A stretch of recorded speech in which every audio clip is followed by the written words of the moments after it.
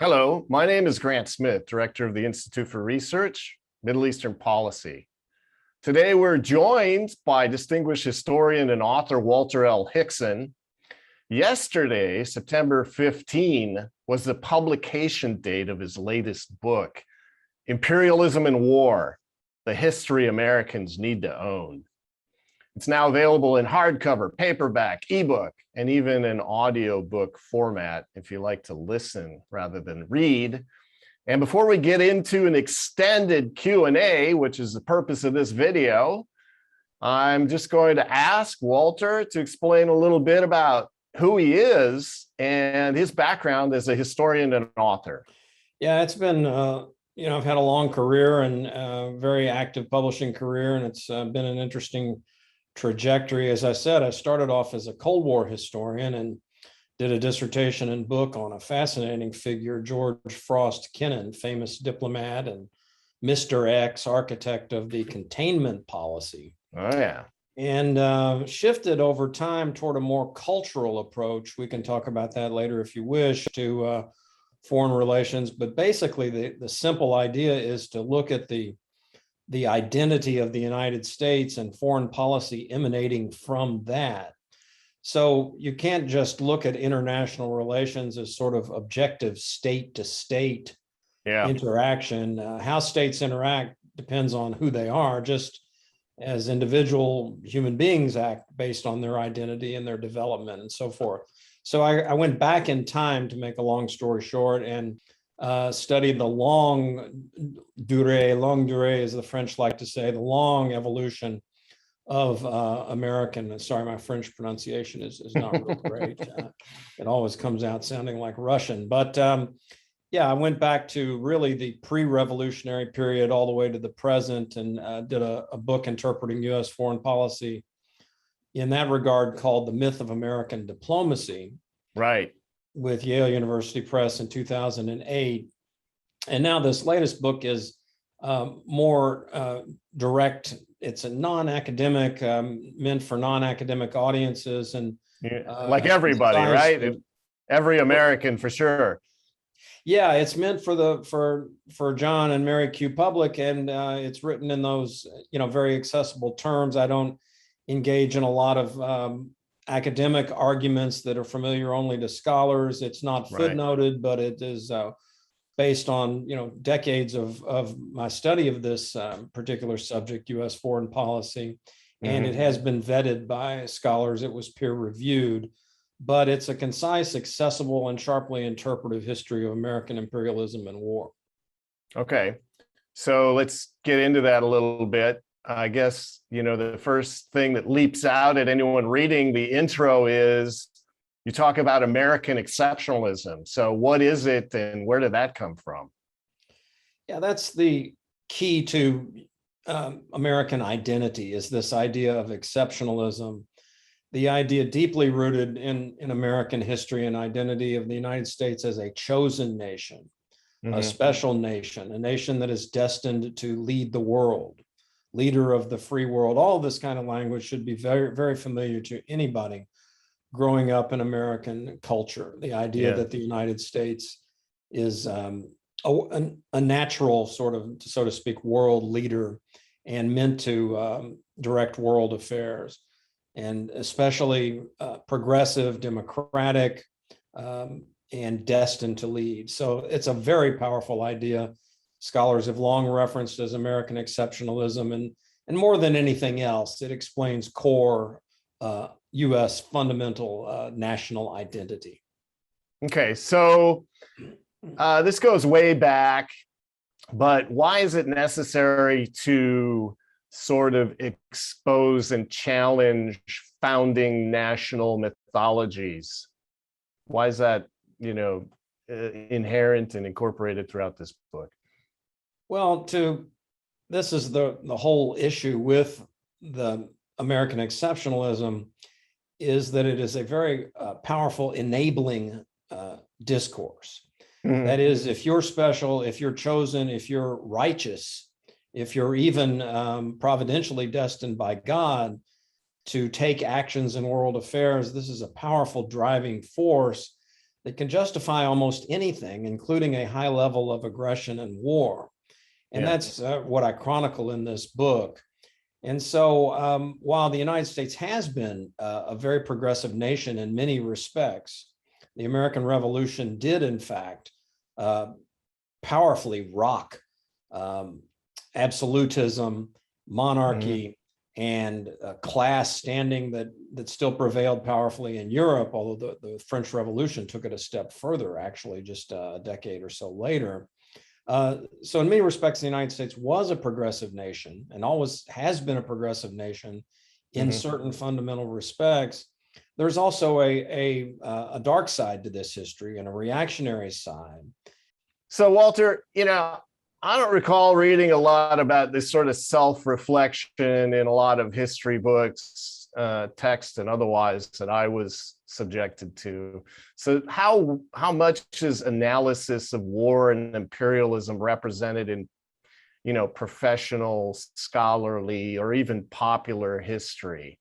Why do most scholars and journalists critical of American militarism focus also almost exclusively on post-World War II decades? And as you say, how does that maybe even undermine serious conclusions? Yeah, there are a couple of problems, I think, with this whole arena of study that have precluded really enough attention being focused on the subject of this book, American Imperialism and War. One is that historians and journalists do operate, for the most part, within the discourse. And so it's sort of a given that the United States is a progressive force trying to advance democracy. And really, when you inquire into it, that's not always the case. The other aspect that you asked about is that by focusing overwhelmingly on the post-World War II period, so most scholars like myself in my early career did focus on, the Cold War. The stakes were very high. We operated within the global Cold War framework. It made a lot of sense to study the Cold War. Previous history had been studied.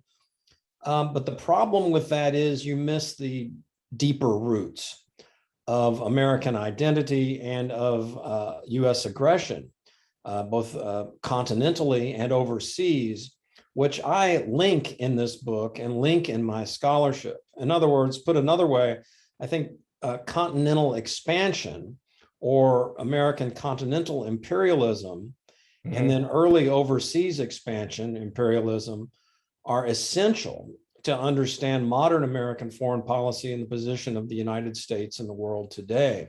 So if you just start in 1945, it would be sort of like discussing an individual and ignoring everything that happened in that individual's life until he or she was 50 years old. You're not going to really fully understand that individual if you don't understand the early history, the evolution, and the fundamental core identity. And I think the same is true of the United States and of nations. The other aspect of this is that international relations, as I think I already mentioned, cannot just be dealt with as the objective interplay of nations. Nations are highly operate on the basis of powerful subjectivities, such as American exceptionalism, the idea of chosenness and destiny, and so forth. So what is imperialism? Well, I define imperialism pretty simply as a will to power, a effort by a more powerful entity or nation to impose its will to power, backed by often racial depictions of the other, religious tropes, if you're God chosen and others are savage, invidious comparisons, fundamentally civilization versus savagery, fueled American foreign policy for many, many years, and still to a great extent in the contemporary global war on terror. It's still framed much the same way as sort of a civilization versus savagery, or chosen nation versus evildoers, to use the George W. Bush language. So that's been a long prevailing framework. So there can certainly, the classical definition of imperialism that was used by the Soviet Union and still by China today to describe the United States would be economic motivations, and that's certainly been a big part of American overseas expansion and aggression was economic motives. But fundamentally, imperialism is a denial of the consent of the governed. It's a will to power and an imposition of power of one entity over another against their will. There's nothing democratic about imperialism. So do Americans even accept the idea that the US is some kind of imperial power? No, I think there are very powerful roadblocks in the path. Of course, some scholars, of course, do, but they're a minority. And there are two things at play here. I think one, and they're related, is that in the Cold War, I just referred to the communist interpretation of imperialism, which goes back to Vladimir Ilyich Lenin, the hero of the Bolshevik Revolution, whose contribution to Marxist theory was the theory of imperialism.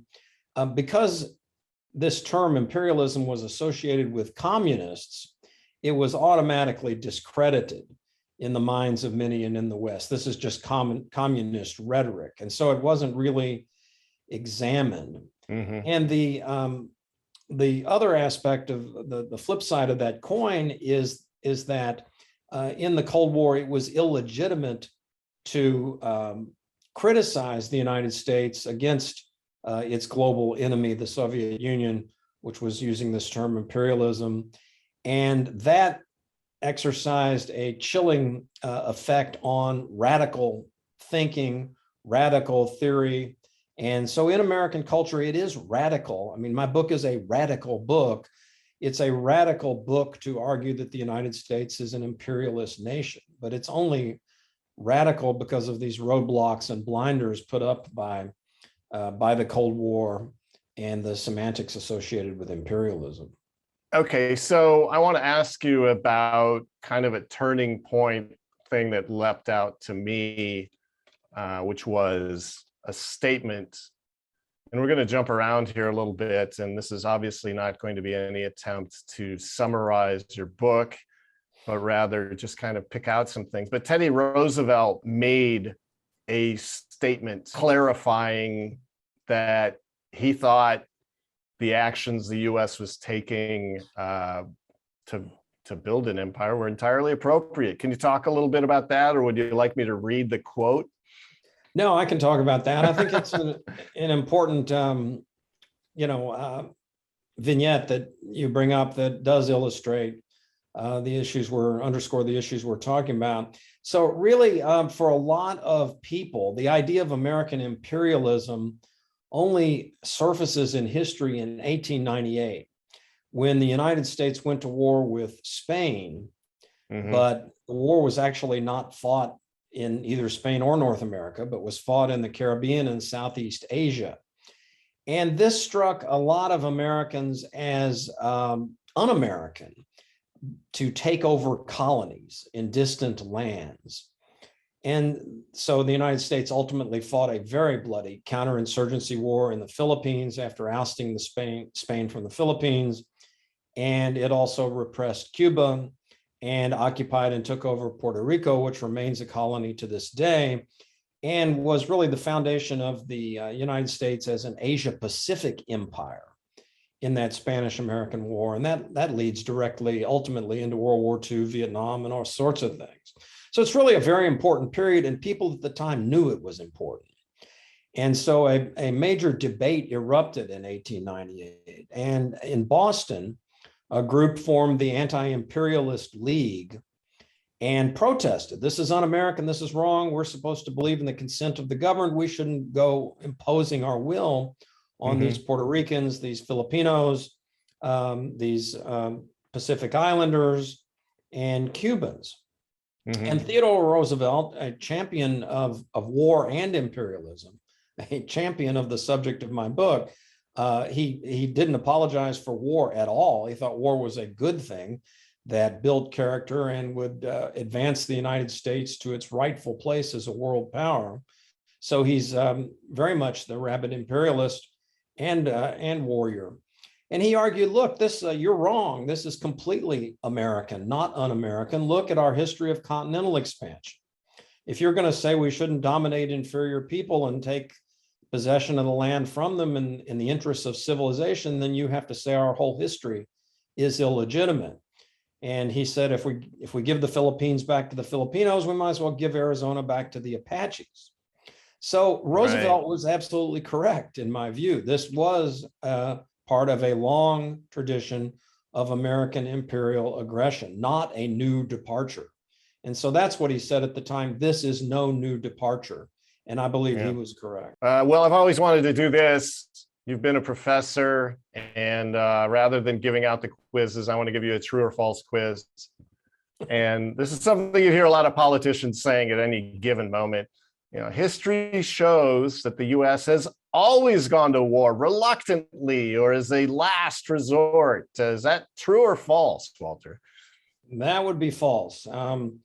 The United States has typically chosen war, even more so than people realize in World War II, which, if you simply look at, if you begin your narrative with December 7th, 1941, you can certainly argue the United States was hardly choosing to go to war with the attack on Pearl Harbor.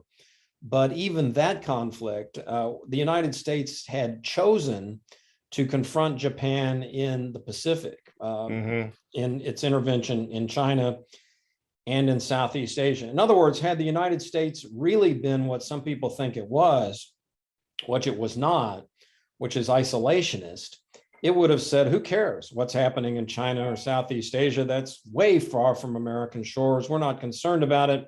And there may very well not have been a war with Japan. But World War I, the United States was not directly attacked. The Mexican War, the United States initiated. The War of 1812, the United States declared war. Its shipping was being attacked, but it was the country that went and declared war. The United States declared war against Spain in 1898. Spain was backing off of its repression in Cuba and trying hard to avoid war. The modern war in Iraq. So there's a long history of, in fact, the United States choosing to go to war, not being forced reluctantly, as it were, into the conflicts. History shows Americans have generally waged wars to make the world safe for democracy as opposed to supporting or installing authoritarian or repressive regimes. True or false? That's also false. So Grant, you asked about national mythologies earlier, and this is how powerful the national mythology is. If you're the chosen nation, the land of the free, the home of the brave, destined to lead, you go to war, you must have good reasons and be doing the right thing for the good of humankind. And sometimes you can certainly make this case. History isn't black or white. Certainly, Western Europe was far better off with not being dominated by Nazis. And Japan was a very aggressive militaristic state. Post-war Japan has been a much more humane state in world affairs. So the argument is not a simple black and white one that wars are always produce bad results, but in fact, very often they have produced very bad results. And so even World War II, again, while it was well known that it was a stirring victory in both Europe and the Pacific, defeating both the Nazis and the Japanese, there were some, I think, very underexplored and severe consequences of World War II. You could start with what Eisenhower called the military-industrial complex. So the war, in order to fight that war successfully, the United States became a very powerful, the superpower, the leading global power, and the dominant military power in the world. And in order for that to be the case, it had created this massive military industrial complex, which was never dismantled. And in fact, it has grown stronger and stronger and produces a number of constituencies, defense industries, Congress, all variety of war hawks who have produced this warfare state. And the United States has perennially been at war for most of its history, but especially since World War II.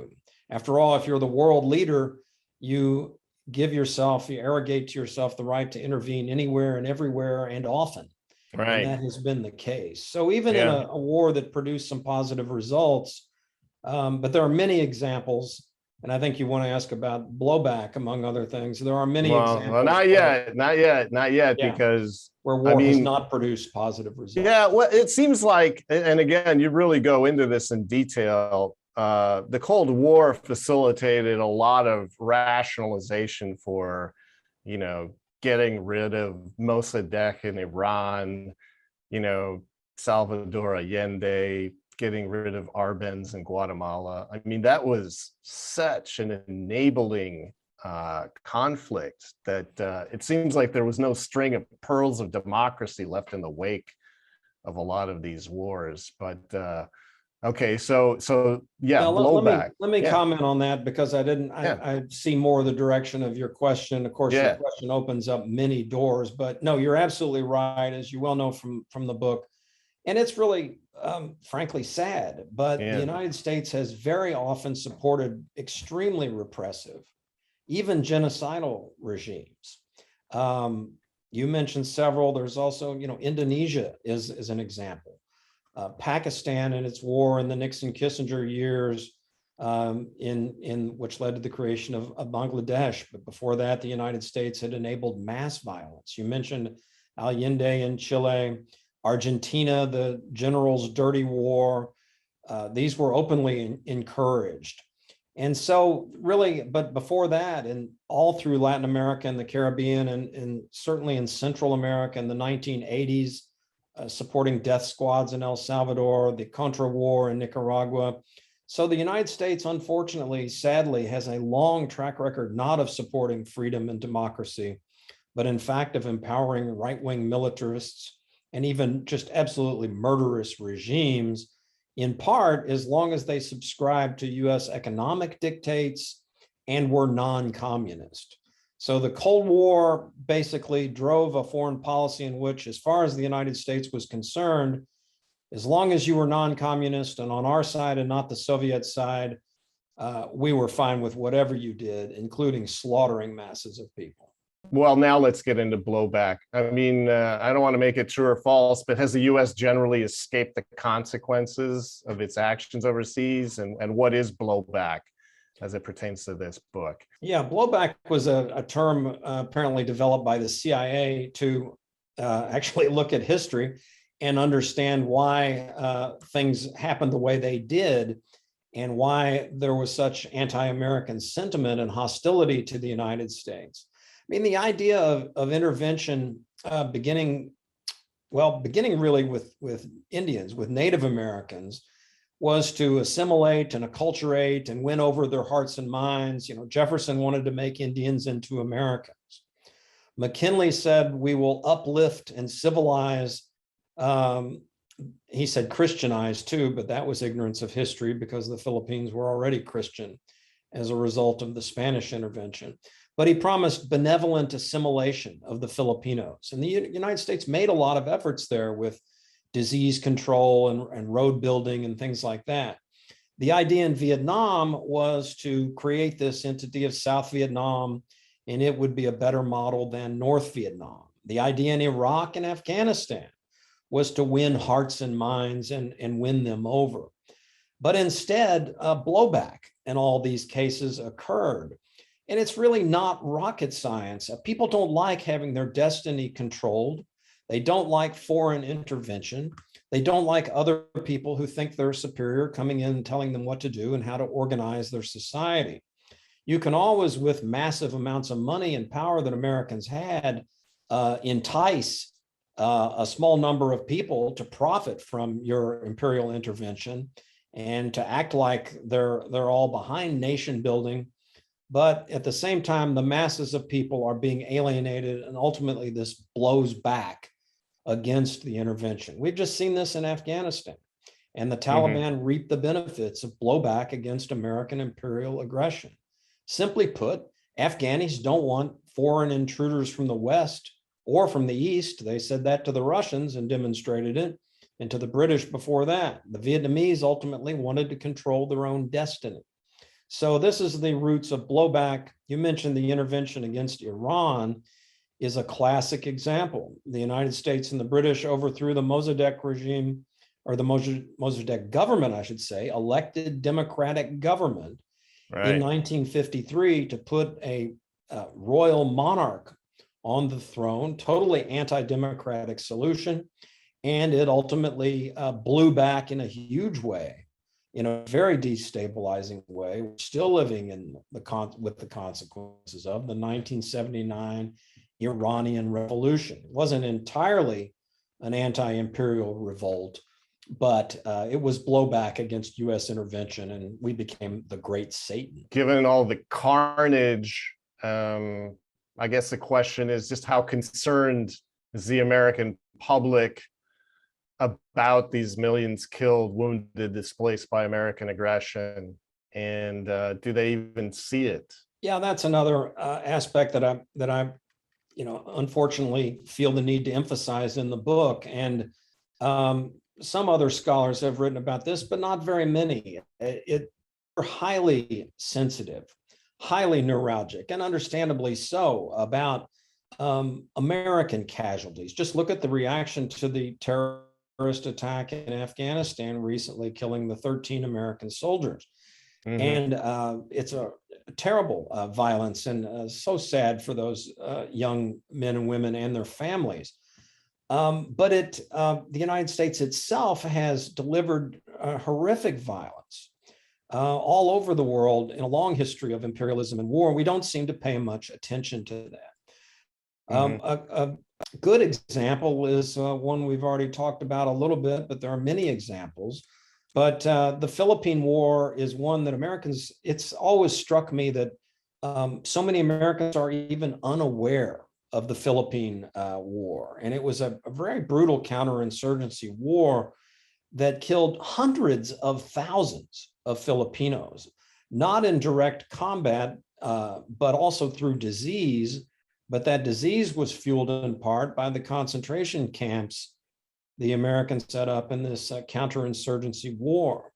I think very few Americans understand that one of the main motivations for 9/11, which of course was the ultimate blowback, by the way, speaking of blowback, September 11th was blowback for a long history of US intervention in the Middle East and support for Israeli repression. But another factor was that after the Persian Gulf War of 1991, when the first Bush administration, of course, crushed the Iraqi regime, yet left Saddam Hussein in power, and then subjected it to a containment, a kind of aerial containment, no-fly zones, and also shut off the ability of Iraq to sell its oil and for people to live and eat.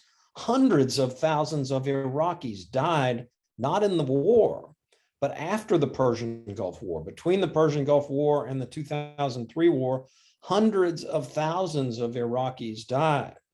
So we understandably get extremely upset about 13 dead Americans, but when you think about hundreds of thousands of people in World War II, one final example, however righteous Americans considered the war against the Nazis and the Japanese, and certainly, as I've noted, both Europe and Asia were better off without them. The war became a war of annihilation. The bombing utterly abandoned all discrimination between civilian and military targets.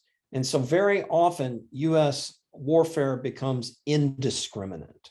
And I show many examples of the United States carrying out indiscriminate war in American history, beginning on the so-called frontier in various Indian massacres. It's not the sum total of US war efforts. And there are serious efforts to win hearts and minds, to build better societies. And there are some modest successes, but also part of the story, and an undertold part of the story, is the penchant for indiscriminate warfare throughout American history. So, Walter, how have trillions of dollars invested in imperialism and warfare impacted domestic US life and society? And do you think there was finally, or has been, or is occurring any legitimate widespread reflection about this in the midst of the Afghan withdrawal and shortly after? Another argument I make throughout the book is to try to link the foreign policy that is driven by imperialism and war with the consequences for domestic society. Certainly not an original idea with me. A lot of people have long argued that money invested overseas or squandered overseas better spent on the front. And I certainly concur with that. So I do try to draw linkages between the decisions on foreign intervention and to act as a globally interventionist superpower and the costs of that, the trillions you reference, that are then not devoted to building what Lyndon Johnson, a tragic figure who called for the construction of a great society, and yet, as Martin Luther King pointed out at the time, squandered it in the deltas of Vietnam. So there is an important need to link domestic expenditures and obsession with overseas intervention, and understand that here, for example, we have this major political battle to pass an infrastructure bill. You would think it might be a very basic thing, keep American roads, bridges, and infrastructure, but it becomes a huge political fight. Obviously, that has to do with domestic politics, but there's never a big fight. I shouldn't say never, but rarely a big fight over how much money is spent abroad. Of course, an outstanding example of this is the United States writes a massive check to the tiny little country of Israel, about 9 million people, of 3.8 billion every year, even though Israel is by far the most powerful country militarily in the Middle East and has no real threat to its national security. Of course, there's a lot in play here, as you well know, that we've discussed elsewhere about the Israel lobby and the special relationship. But the point is, the United States has provided more to Israeli security than all of Latin America since World War II. These are our neighbors. We have a problem on the border with migrants, and the solution to this that many people have advocated is to invest in better infrastructure in Central America so people stay home and don't try desperately to come to the United States. But the money we spend on foreign affairs more often goes to crusades like the War on Terror, the global Cold War. So even if you're going to spend it abroad, we don't make good decisions very often about where it is spent.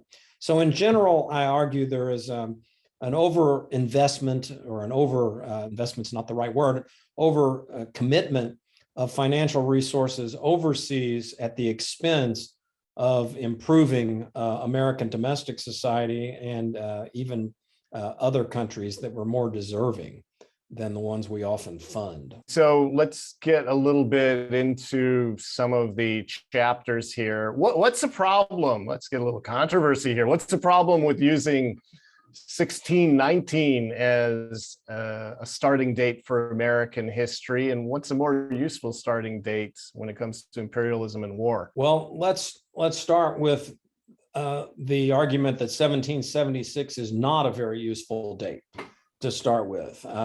It's the Declaration of Independence, of course, and the Constitution comes a decade later. And many view this as the founding of the United States of America, but it's not the beginning of American, you can put that in quotes if you like, it's not the beginning of American history. And 1619 is an improvement because American history and American foreign policy, we haven't talked a lot about it, but race plays a profound role in all of American history, and certainly in American foreign policy as well. So 1619, when the first slaves were brought ashore, I should say the first African slaves, is an improvement. It's better to start there than 1776 if you really want to understand American identity and American history. But you really have to go, as the people of Ohio and Washington, D.C. understood, in naming their places for Christopher Columbus. You really have to go back to 1492. And to Columbus's arrival, when he made the contrast between civilization and slavery, or I'm sorry, civilization and savagery, And he made the observation that the Arawak Indians he confronted in the Bahamas that he met would make good servants. And the conquistadors followed with extremely profitable exploitation in what we would call Latin America of indigenous cultures for gold and silver. So this imperialism really began to pay off.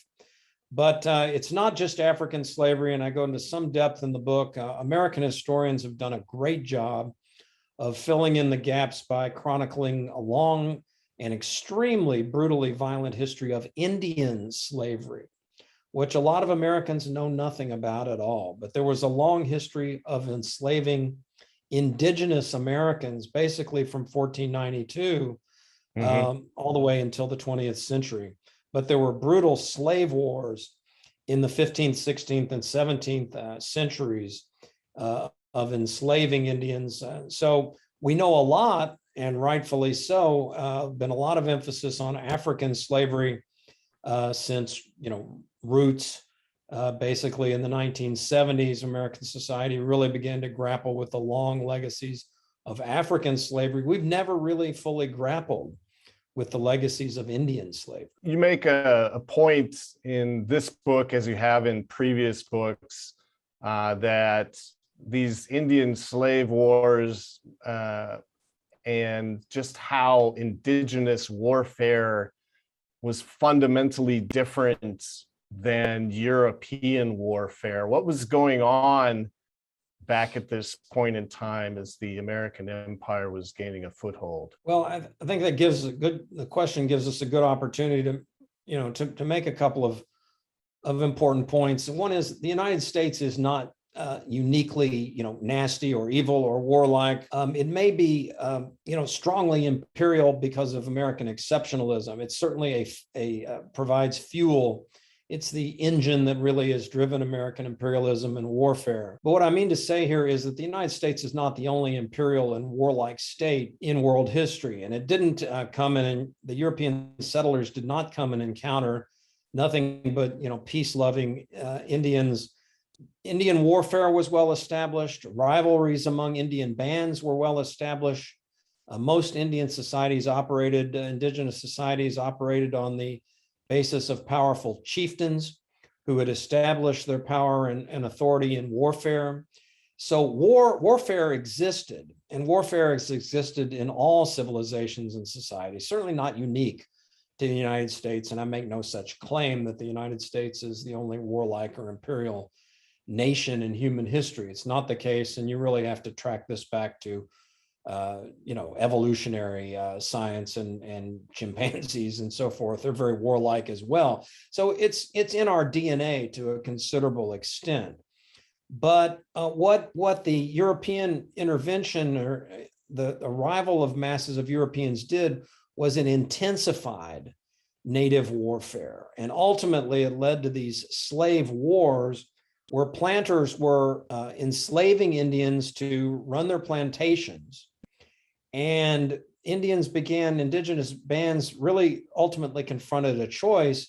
They could either help these Europeans round up other Indians and help enslave them, or they would become slaves themselves.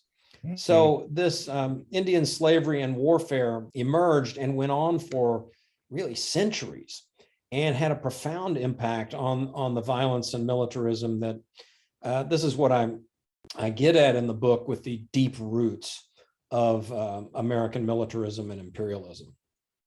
Yeah, so you write that the much lauded Jamestown colonists and their leadership finally decided that it would be, quote, infinitely better to have no heathen among us, unquote. And you also write that Virginia and British authorities were powerless to restrain settler colonialism when it came to the expansion and occupation and takeover of indigenous lands. So what was going on? Yeah, your question raises a couple of really important points. One is, I think it's again important, the book is, Imperialism and War, the history Americans need to own. And I want to stress that we in fact do need to own our imperial history and our warlike history. But I don't argue that that's all that we are and have ever been. And so, for example, in Virginia, which you asked about, there, first of all, the indigenous people helped feed these fledgling colonists who were dying in droves from starvation and drinking bad water, and they settled in a malaria swamp. The Europeans brought really interesting things, including guns and alcohol, not all necessarily good things by any stretch, but that these indigenous people had never seen. And like consumers today, they wanted things that were interesting and in their own way rewarding. There was intermarriage, the French, especially in the interior of the continent. Often French trappers and traders would have Indian wives and Indian families, and there's a whole lot of mixing of American and Indian culture. So it's not just a sum total of extermination and war, but in fact, as your question alluded to, it did become that in Virginia and in Jamestown. And it became a war of annihilation, and horribly brutal, where hundreds of people are being slaughtered. There's no discrimination on either side. The indigenous people also made the determination that it was going to be them or us, that they were going to wipe us out or we were going to wipe them out. And ultimately, the Europeans, by what some scholars have called demographic swamping, just outnumbered Indians. These ships just kept coming with masses of Europeans. Meanwhile, 80 to 90% of the indigenous people were dying of disease. So it did become a war of absolute annihilation in Virginia, as in New England, with the Pequot War and King Philip's War. So very early in American history, in the early 1600s, this indiscriminate warfare and imperialism was occurring. Now, another term for this you also asked about in your question, a whole wealth of scholarship, including work I've done in a book called American Settler Colonialism. This term, colonialism, and I point out in the introduction to the book we're discussing today, that the term colonialism, like imperialism, is also rarely applied by historians to the United States. But it should be applied, there's no question, but that the United States has been a colonial power. And beginning with settler colonialism. And so this is driving indigenous people off the land. The ultimate goal of settler colonialism is elimination of the Indians, not necessarily by genocide, but by driving them off of the land. And if there's any American history, this is American history, driving indigenous people from the land to take it for yourself. And it's not only American history, it's Australian history, it's Israeli history in Palestine, it's history of many places at many times. This decision by a modern people who believe they are racially or ethnically or economically superior to another people, believing they have the justification to remove them. But the final part of your question was the British and American authorities having the sense that there was nothing they could do about this. This, Grant, I think, is a really, really important idea for Americans to understand, which is poorly understood, which helps explain not only foreign policy, but in fact, our domestic struggles today.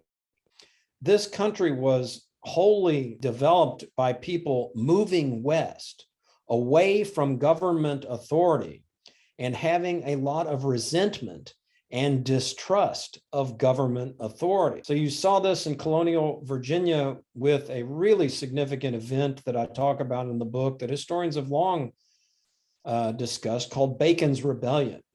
And Nathaniel Bacon was a settler who came over late, couldn't find any good land. So he did what American settlers did. He went with a band of followers, many former indentured servants. So another long history is how white slavery didn't work. So Americans transitioned to Indian and ultimately African slavery. But Bacon and these former servants went and took Indian land. Well, the governor tried to stop them because he needed a respite in the Indian Wars. And Bacon and his rebels turned on the government, drove the governor of Virginia into the harbor, burned Jamestown to the ground, and then Bacon died and reinforcements came and the revolt fizzled out. But the point is, and was made again in 1763 to jump a century, when the British tried to draw a line at the top of the Appalachian Mountains and said, look, we don't need any more Indian wars.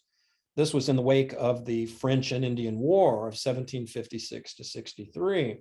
The British needed peace because they were deeply in debt by that war, and said, look, no more expansion west of the Appalachian Mountains. And these American settlers said, to hell with you. I don't care what you say or about your authority.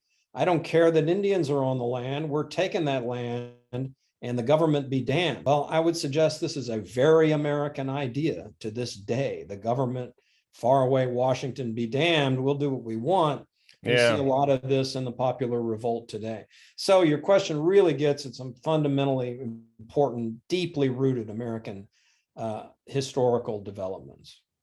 Yeah, I find it this expose to be some of the most useful, because in today's world, you can think of Americans who are just desperate to maintain benefits that they accrue from warfare and imperialism, and are almost feckless and disempowered government, coddling and unable to really set any limits. So I see this, the hell with the US government and its treaties back then, as being very informative for looking at the world today. But let's get into chapter 2, which you make a very declarative pronouncement that, given geography, this influx you're talking about, the foothold on the East Coast, that at this point in time, the US was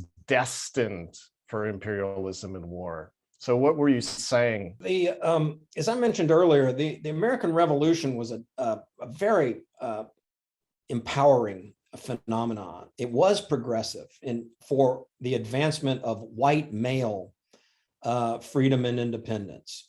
It was certainly limited racially and by gender, but nonetheless, it was progressive. And this powerfully fueled the idea that Americans were providentially chosen and destined to lead. And so it fueled what, J. William Fulbright wrote a book in the mid-60s as the Vietnam nightmare evolved, called The Arrogance of Power. And, one word for it I just used was ebullience. Another word for it was arrogance. And so in any case, it's very clear that post-revolutionary generation was very bullish on America and American chosenness and American exceptionalism. And this evolved into this powerful drive to achieve America's continental destiny. And of course, the term manifest destiny implied that it was providentially sanctioned.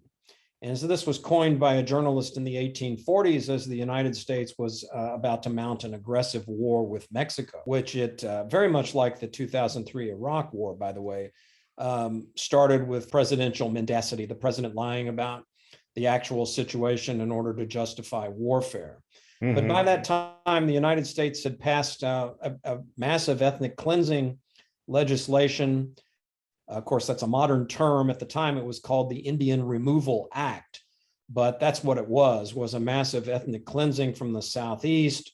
Indians were promised land in Indian country to the West, but as after that Mexican War, Americans, particularly as the railroad industry began to emerge, Americans believed it was their destiny to take the entire continent, all the way to California, which was the real goal of the Mexican War, by the way, was to take California.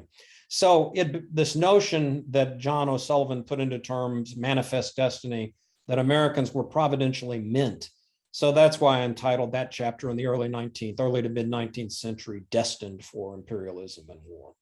Okay, so skipping ahead to chapter 4, after the Civil War, how was the US then globalizing imperialism and war, and what was the role of the US Navy? Yeah, so after the Civil War, I think one important idea to understand about it really culminates in a period we've already discussed, 1898, is, of course, the United States was just ripped apart by the Civil War. And it's still, speaking of a book on war, the most destructive war in American history, when we killed 750,000 of each other. It's far more casualties than any other conflict. So, and of course, these are perilous times today, and many people have called attention to the similarities.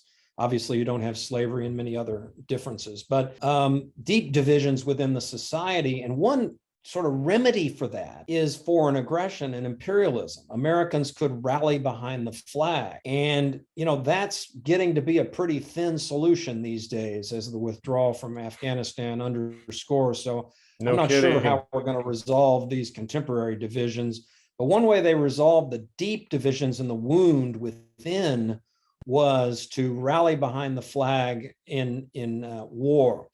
Also, then, after the Civil War, the United States became the preeminent industrial power in the world. So I just referenced the railroad. The railroad drove all kinds of industries, steel and other industries. The United States was a magnet for white European immigrants. They were welcome. Other immigrants like Chinese and others were not welcome, at least after they'd done the hard work of mining and railroading. There was ethnic cleansing of Chinese communities, which I also discuss in the book. But the United States industrialized, and there was then the understanding, which Alfred Thayer Mahan put into print with his classic work, The Influence of Sea Power Upon History, to answer your question. There was the understanding that for the United States to go beyond continental, quote unquote, destiny and be a global power, it had to have a modern navy, just as the British mother country had the preeminent navy in the world that had allowed it to be victorious in the Napoleonic Wars and create the British Empire upon which the sun never set. So Mahan, Roosevelt, Henry Cabot Lodge of Massachusetts, and many others understood and then built a powerful navy. And the United States, by the time of the Spanish-American War, had a much more powerful navy that easily dominated the Spanish fleet, and then went on by the time of World War II and to the present to have the most powerful navy by far in the entire world, and has, of course, the most powerful Air Force by far as well. So I guess it's just not think tanks like the Project for a New American Century that tries to signal the way for the future of America. But even back then, we had policy papers and books coming out. I just found that very interesting that, there is that sort of element across history. But specifically, I also thought it was interesting the factors that caused Hawaii to become part of the American empire, and this little known, not very well understood Spanish-American War. Tell us about those two factors. Well, the Spanish-American War really culminated what the naval power enthusiasts and missionaries. So your question about Hawaii gives us an opportunity to talk about religious motivations. And this is another factor that I deal with in the book is, so I guess we haven't talked much about, you asked about and I mentioned my early work in my kind of trajectory as a scholar of foreign policy. I began to look at cultural roots more of American foreign policy, rather than just the policies themselves, the culture that they come from, that they emanate from. And religion is a big part of that. Race is a big part of that. But in Hawaii, New England missionaries really established the United States in Hawaii. And then, naval strategists and economic sugar industry magnates came in later, and together those three basically took over Hawaii from a well-functioning Hawaiian monarchy that had long been in place and governed the islands and was legitimate in the eyes of Hawaiians, but was simply pushed out of power through land, quote unquote, reform, and ultimately a what's called the Bayonet Constitution forced upon the Hawaiians. And the Americans just overthrew the monarchy, and then in 1898 formally annexed Hawaii, and it became, of course, the 50th state. Similarly, the United States bought Alaska from the Russians. So if you think about it, going back to the Louisiana Purchase, if you depict it in the ways I depicted in the book, it's not often depicted in this fashion, but essentially what's happening is Europeans are signing pieces of paper, handing over other people's homes. And this means that the removal policies, the ethnic cleansing, is bound to follow because you've taken ownership. And so this happened in Hawaii is largely not violent. It's more of a persistent, without a lot of mass violence and massacres, unlike the Indian Wars. Perhaps in part that's the island nature of Hawaii's geography. But in Alaska, there wasn't a tremendous amount of violence either, but both are settler states that are products of American imperialism. So no sugar interests, no pineapple cultivation interests, just purely, of course I'm kidding. Yeah, spreading freedom and democracy, right? Now, these sugar industry was a monopoly and was massively profitable. And Hawaii they well understood and had already taken Midway and Wake Island and Guam and Samoa. All of these, by the turn of the 20th century, became crucial outposts to what we already discussed, this idea of expanding naval power. If you're going to have a big navy, you've got to have coaling stations, places for the sailors to stop and eat pineapple and chase island girls. And so this all occurred in the late 19th century. So it was working together of economic, geostrategic, to use a more 20th century term, but also those religious missionaries who, many of them sincerely wanted to convert the Hawaiians to Christianity, but this was an imperial project as well. Let's talk about the Spanish-American War. I mean, I think someone could probably get through high school and understand that the evil Spaniards destroyed the US battleship Maine in 1898, and then helping the Cubans free their country, the United States helped drive out the Spaniards, not only from Cuba, but Philippines as well.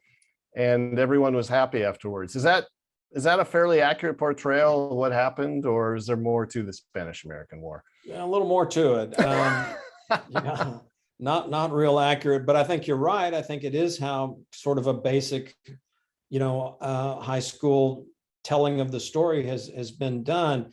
Yeah. Of course, it's really awkward to call it the Spanish, Cuban, American, Filipino, Guamian, Hawaiian, Samoan War, but it really was all those things. And so it's, as I pointed out, it's not fought in Spain or North America. It's fought in these imperial possessions. But as it was an opportunity which the United States sought, back to your question about having to go to war as opposed to choosing war, it was an opportunity the United States sought and exploited to go to war and to use the conflict to expand its imperial possessions and its naval power and become a great power. We don't know why the USS Maine exploded. We do know it was provocatively sent there by McKinley, possibly an internal explosion, possibly sabotage by one party or another. We'll never fully know. It has been studied, but it's not conclusively. But in any case, it was a war presented to the American public and in the newspapers as a war for Cuban freedom, because there's no question that Spain was really a terrible, horrific administrator of Cuba, and the Spanish Empire was wearing very thin in Cuba. And the Cubans had conducted a revolt from 1868 to 78 to try to oust them, and had failed. Now in 1898, the Americans press and a lot of the public genuinely felt, we're going to liberate Cuba because we stand for freedom and democracy. So this is great. This is a just war to make Cuba free. But neither Cuba nor Puerto Rico were free. Cuba became a protectorate. You asked about blowback earlier. Fidel Castro is blowback for decades of American domination and usurpation of independence in Cuba. That's why Castro came to power, and our hostility to him was the best thing that could have ever happened to him. It kept him in power for decades because he could point to American imperialism and how he defended the nation against it. So while it was presented as a war for freedom, it was not. It was a war for empire.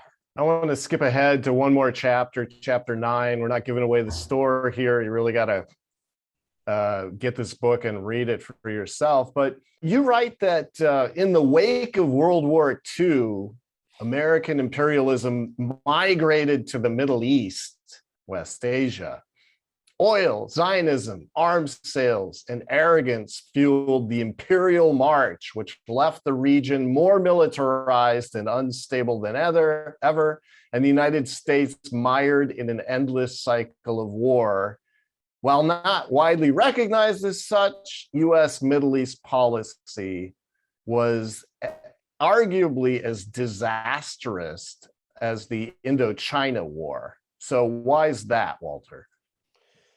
Well, everybody knows this single word, Vietnam, appropriating a country, is the word conveys disaster and failure and defeat in American culture. Less familiar, but equally true, as you've just read, I suggest, is that the Middle East has been just a disastrous intervention, ground of American imperial intervention. So beginning with, the first place the United States intervened in World War II was not Europe, it was North Africa. And that begins the kind of foothold in the Middle East, so-called West Asia, really more accurately would be called. But the other thing World War II demonstrated was how crucial oil was to modern urban industrial power and war-making power, but also development of society. And the United States, incredibly dynamic, we haven't really mentioned, but the United States is an incredibly dynamic country economically, and it's built a fantastic consumer culture. There's a lot of amazing achievements that the United States has done, and exploiting oil helped build a lot of that. Mm-hmm. You worked Zionism quite appropriately into the equation as well. The United States had the largest Jewish population in the world, and it had a long history, in fact, of anti-Semitism as well, and a certain amount of guilt, perhaps, over inactivity while the Nazi genocide was being carried out. And for all of these reasons, and as a result of the emergence of the most powerful lobby in the history of any nation in the United States, any foreign nation, the emergent Israel lobby. For all these reasons, the United States committed to the Zionist project in the Middle East. So oil, Zionism, and certainly arrogance. The United States after World War II was a superpower whose national security planning documents again and again repeatedly asserted that in the context of the Cold War, literally no area of the globe was beyond the limits of American power and influence. They literally meant to intervene and did intervene almost everywhere to contain communism and to support what the perceived US national interests. So this took the United States into the Middle East. It led to highly one-sided and support for Israel in violation of the UN, in violation of international law, in violation of human rights of Palestinians, in Israeli settler colonialism and an aggressive Israeli war in 1967, followed by an illegal occupation of land clearly recognized under international law as Arab Palestinian land. And the United States backed all this, and as I mentioned earlier, funded Israel like no other country in the world. Mm-hmm. $146 billion by the United States is sent to Israel since its creation, more than that to any other country in the world, which on its face is an amazing statement that this small country of 9 million people could benefit from such largesse. So all of that propelled the United States into the Middle East. We already mentioned the coup against Mossadegh. That coup, I didn't say at the time, in Iran was to ensure that the oil, which Mossadegh wanted to nationalize in the interests of the Iranian people, he didn't propose to shut down the refineries, stop oil production at all. He simply sought to divert more of it to the Iranian people. After all, the oil was in Iran. And the United States allowed that to happen in Saudi Arabia because they were non-communist and compliant with the United States, although they did have to manage Saudi anger over Palestine. On the other hand, that eventually blew back with 9/11, where, of course, as not just mentioned often enough, most of the hijackers were Saudis.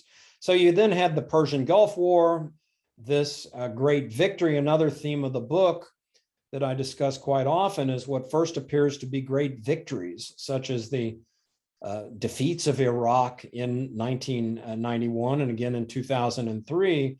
These become nightmares. They aren't great victories. In the long run, they are profound defeats because winning a war militarily, as Clausewitz, the great Prussian military theorist, pointed out long ago, war is the continuation of politics by other means.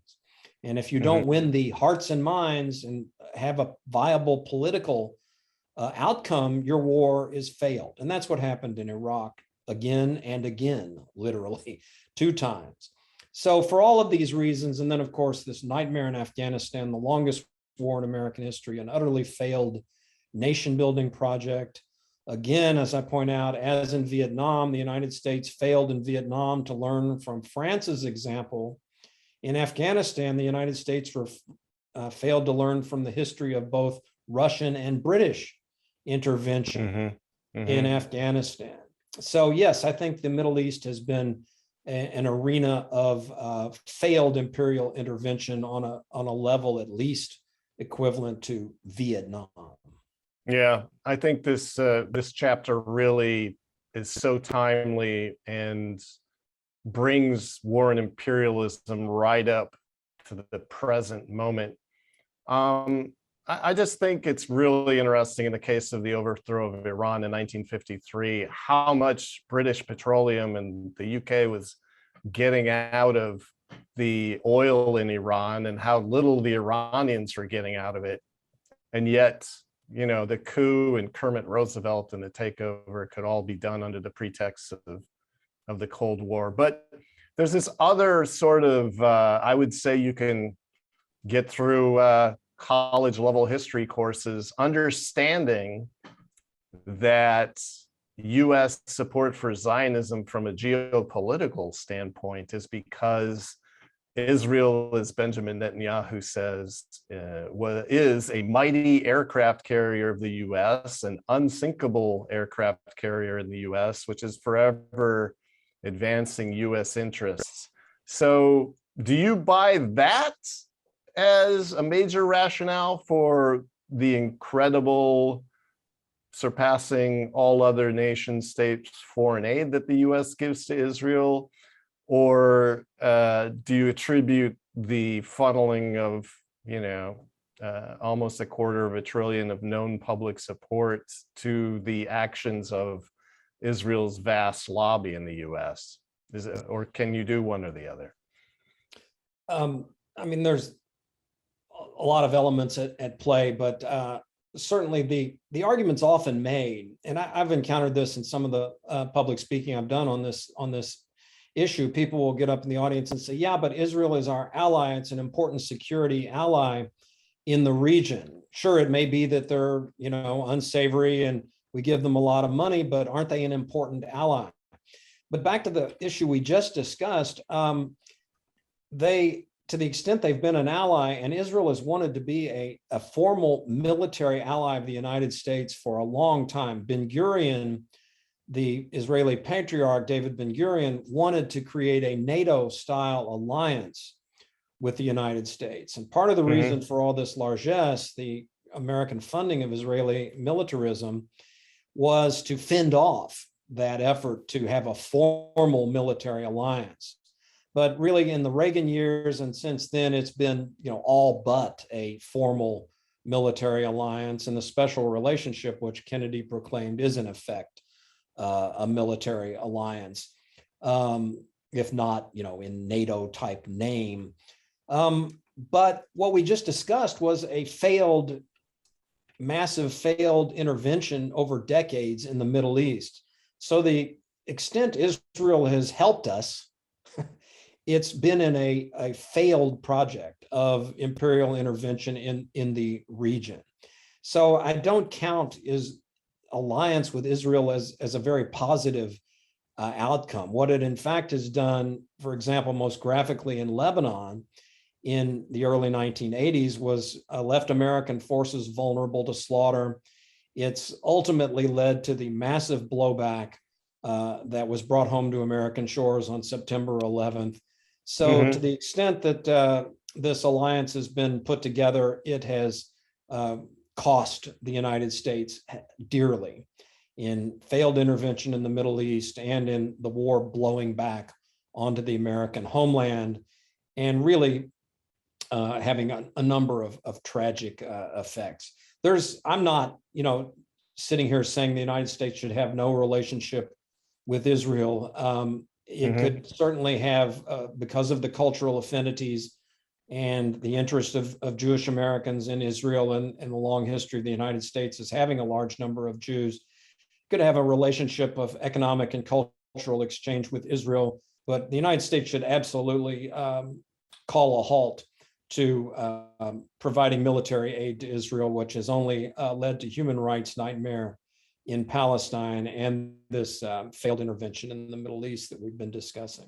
Yeah, I think it's really interesting. Just a few years ago, Professor Hillel Frisch of the Begin Sadat Center for Strategic Studies kind of claimed that the US-Israel so-called alliance was particularly valuable, but the US doesn't have an alliance, doesn't have a treaty with Israel. They have one with Japan with almost 50,000 troops there, Germany with 37,000, South Korea.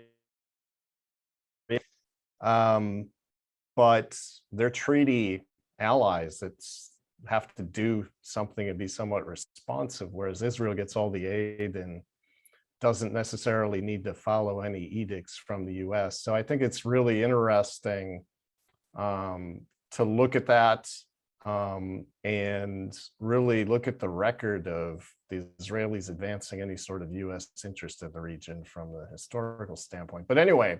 Well, that's where your inclusion of the lobby in the question comes into play. And as you well know, and I did mention, there's no lobby like the Israel lobby. And so no other country has a lobby remotely. As the Israel lobby is not only the most powerful lobby of any foreign country, but it's one of the most powerful lobbies, period. Yeah. So this give us the money, no questions asked, no problems raised, that, as you and I well know, is a product of an extremely powerful Israel lobby, and that distinguishes Israel from all other countries in the world. It truly is a special relationship. I would encourage people to check out Architects of Repression, How Israel and its Lobby Put Racism, Violence, and Injustice at the Center of U.S. Middle East Policy for more information on that. But in conclusion, yeah. Oh, that was Professor Walter Hixson. Oh, okay. I thought I recognized the title. Yeah. Trying to do a book commercial inside a book commercial can get awkward.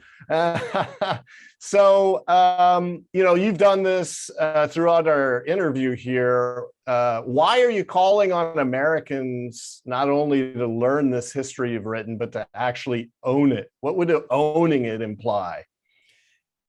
I think it's extremely important for Americans to own this history. And you've asked a couple of times, I think very appropriately in your questions, you framed it as, well, the high school civics book and even the college course, may not point this out about the history. And that's the whole idea. We don't own a lot of this imperial and warlike history, and we need to own it. For just to do history accurately and to do history right and to be honest. Yeah. But more importantly, even than that, I think, is we're at a real crossroads now in the 21st century. The real problems of humanity are so evident today in climate change and disease control. This old paradigm of nation against nation violence, global crusades like the Cold War and the global war on terror, they just speak to the past. And so this imperial and militaristic history not only needs to be understood, it needs to be transcended. And the United States could be a world leader if it adopted a new paradigm, as I argue in a brief conclusion, of cooperative internationalism. And to pursue, certainly the United States has pursued global trade. There's nothing wrong with that. And global cultural exchange. I mean, there can be things wrong with global trade. It has to be done on fair terms. But, this is not a book calling for isolationism. Isolationism is passe. There's no way the world can operate that way. The globe is interconnected. Like it or not, it's the old global village. And the problems are so clear in terms of the need for disease control, for aggressive action against climate change, to ameliorate and respond to these are the new threats. This is real national security and international security in the 21st century. So the more we speak to the past and arm to the teeth and demonize enemies and look for a new front in war, whether it's Iran or North Korea, the more we speak to the past, the more we are really setting the stage, frankly, for our own demise. And so this is why I think we really do need to own this history, not just to understand it, only to understand it, but to transcend it as well. Yeah, I really agree with that. I think knowing and owning this is very useful. It quickly makes the average American begin seeing the military, industrial, congressional complex as the carnival barkers for, solutions to problems that can't be solved with their solutions, for what they are. So and that's not just me, Andrew Bacevich, this guy named Noam Chomsky, and numerous others have read this book, vetted this book, and they've all essentially said the same thing without using the word carnival barker. So overall, do you think that the dominant US institutions that make policy and are making news would be favorable to adopting and spreading some of the knowledge and recommendations you've got here, or what has to happen? Well, I have to be honest, at the risk of sounding pessimistic. Young people need hope and faith, and I do have some hope, but it's going to be a rough road. I think it's going to be a difficult transition.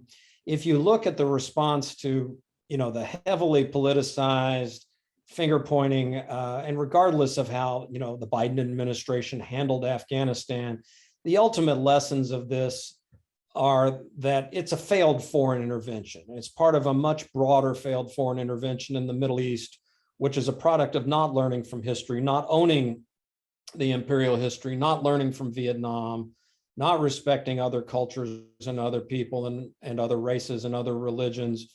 These are the lessons to really get out of that, and that would lead to this transcending the old paradigm and the shift toward a more cooperative internationalism. And then we have these terrible domestic conflicts right now in our political system in real jeopardy and in real decay, and reminiscent of the antebellum pre-Civil War political infighting and just inability to function as a united government effectively. So we have real problems, and I think there's going to be more convulsions before we get there. But ultimately, I think we have no choice but to get there. And I don't know how or when it'll happen. I've long since concluded that you can study all the history you want, and you can't predict the future. It won't help. So we don't know what's going to happen. I don't think it's going to be a smooth transition. I think it's going to be convulsions and very difficult and with a lot of pain. But ultimately, we have to get there. And one way to start doing it is to own this history. All right. That's Walter Hixson, distinguished historian and author, who wrote the new book, Imperialism and War, The History Americans Need to Own. Check it out. And thank you.